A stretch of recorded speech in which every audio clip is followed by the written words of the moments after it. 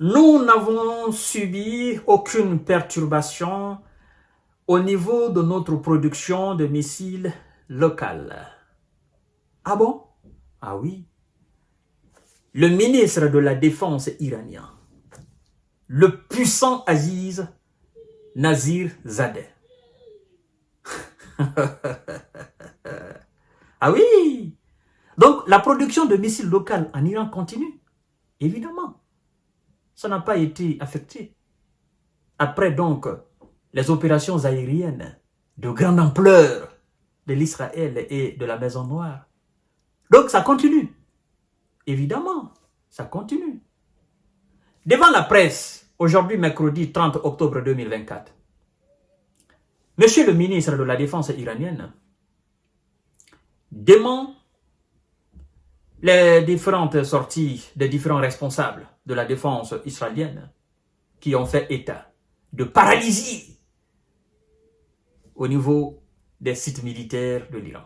Vous savez, avant même la déclaration du ministre de la Défense iranienne, j'ai écouté un expert américain, oui, un expert américain, j'ignore son nom là, c'est un expert militaire aussi qui a une très grande connaissance du Moyen-Orient. Il a dit que, pour être honnête, qu'il faut quand même être stupide pour croire que l'Iran va laisser à l'air libre ses installations militaires ou ses sites militaires hautement sensibles. Qu'est-ce qu'il a voulu dire? Il a voulu dire tout simplement que les sites militaires les plus sensibles qui font de l'armée iranienne l'une des armées les plus puissantes, c'est-à-dire les sites, les usines de conception de drones, de missiles, machin, le nucléaire, sont dans le sol. À plusieurs mètres en profondeur du sol. Et donc, ce n'est pas les missiles, encore moins les drones, qui vont entrer dans ces sols et aller paralyser complètement ces sites.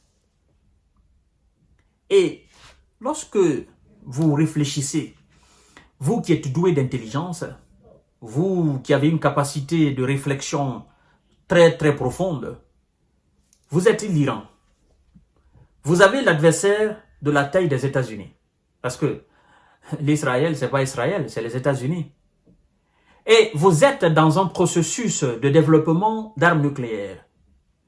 Vous savez aussi que vous avez des ennemis très puissants. Et vous voulez résister, vous voulez les faire peur. Dans ce cas de figure, tout ce qui est militaire, matériel militaire en cours de développement, ou tout ce qui vous permet d'être une nation puissante, n'est-ce pas, qui impose le respect et la considération, vous n'allez pas les laisser dans les hangars. Vous n'allez pas les laisser dans les bâtiments, facilement atteignables. À l'image de la Russie, à l'image des États-Unis ou de la Chine ou de la Corée du Nord. Vous savez que ces grandes puissances, tout ce qui constitue leur secret dans le domaine militaire, tout ce qui est armement véritablement lourd, non conventionnel, qui fait de ces puissances, voilà, des nations qui effrayent le monde entier, mais ça ne se trouve pas à l'air libre. C'est dans les sous-sols. En fait, ce que vous voyez sur la surface de la Russie dans le domaine militaire, je dirais même que ça ne fait pas les 10% de l'arsenal militaire russe qui est sous le sol. Inatteignable par les frappes américaines. C'est la même chose aux États-Unis. Le sous-sol américain regorge, disons, les 80% de l'arsenal militaire américain. Et les 20%, c'est ce qui est exposé peut-être à l'air libre. Tout est dans le sous-sol. Il y a des bunkers. Il y a un monde fou dans le sous-sol américain, dans le sous-sol russe, dans le sous-sol chinois, dans le sous-sol coréen. Dans le sous-sol de ces grands pays-là, il y a un monde fou là-bas. C'est-à-dire, c'est l'équivalent même de la vie qui se passe sur la terre ferme. Et donc, quand l'Israël dit qu'ils ont neutralisé, la question est de savoir, selon cet expert, Est-ce que les projectiles qui ont été envoyés sont allés en profondeur du sol? En profondeur du sol. C'est ça, la réalité. Et donc, la déclaration du ministre de la Défense, maintenant là, Monsieur Aziz, attendez, Monsieur Aziz Nazirzadeh, effectivement c'est son nom. Ok, sa déclaration, ben, cette déclaration est crédible pour dire que notre production de missiles locales n'a pas été perturbée par vos opérations aériennes. J'ai même vu des images de là où décollent les drones, de là où sont conservés les drones iraniens, mais c'est dans le sol carrément, à plusieurs mètres sous la terre. Vous voyez les missiles là-bas, vous voyez les drones, vous voyez des travailleurs, mais c'est carrément un monde fou là. Donc, cette épaisseur de la terre qui sépare, n'est-ce pas, cette usine ou ce lieu de conservation de ces équipements militaires, est-ce que les missiles qui ont été envoyés ont transpercé la terre pour aller atteindre cela? Non. L'Iran ne peut pas se permettre d'exposer sa vie comme ça militaire à l'air libre. Vous voyez? Donc, monsieur le ministre de la Défense, encore une fois iranienne, ben, votre homologue iranien vous dit que vous avez échoué et que la production continue, la production de missiles. Quel genre de missiles? Tout type de missiles, tout genre de missiles. Vous avez les missiles de longue portée qui vont à 1400, il y a 1000, il y a 1200, avec une vitesse voilà, faramineuse qui vont dans les 18 500 km/h, 16 000 km/h, c'est-à-dire qui dépassent carrément la vitesse du son. Et donc, les usines de conception de ces missiles, la production n'a pas été interrompue.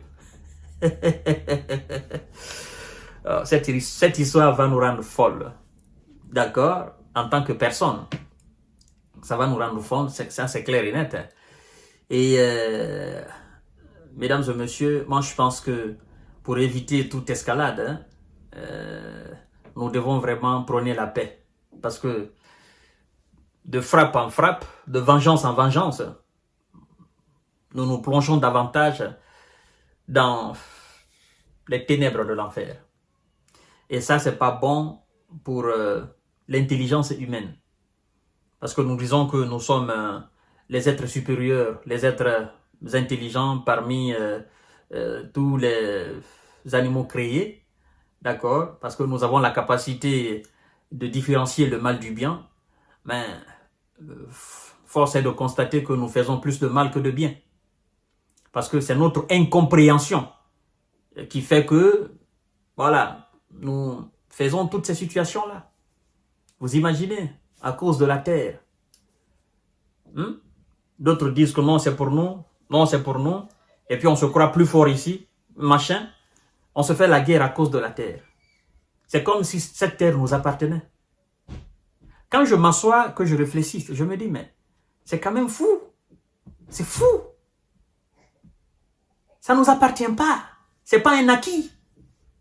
Ça ne peut pas nous appartenir. On n'est pas racine du monde là. Nous allons partir comme nos aïeux sont partis. Et nous allons revenir, ce qui est l'ironie du sort, c'est que nous allons revenir à cette même terre.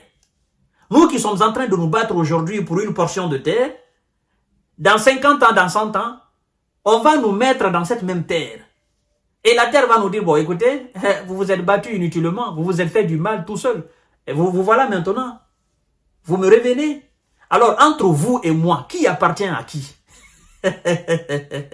Évidemment, c'est nous qui appartenons à la terre. Hein? C'est pas la terre qui nous appartient, c'est nous qui appartenons à la terre. Et c'est une belle terre. C'est-à-dire, on se bat inutilement au fait. Vous voyez? C'est nous qui appartenons à la terre parce que nous allons répartir à la terre. Et elle va nous manger. Elle va faire de nous ce qu'elle veut. Et nous, on n'a pas la capacité de faire d'elle ce que nous voulons. Parce que notre finalité, c'est cette même terre. Et on se croit propriétaire de cette terre. La terre, elle rigole. Mesdames et messieurs et mesdemoiselles, parfois je fais des nuits blanches et j'ai des larmes qui coulent au fait. C'est ça la réalité.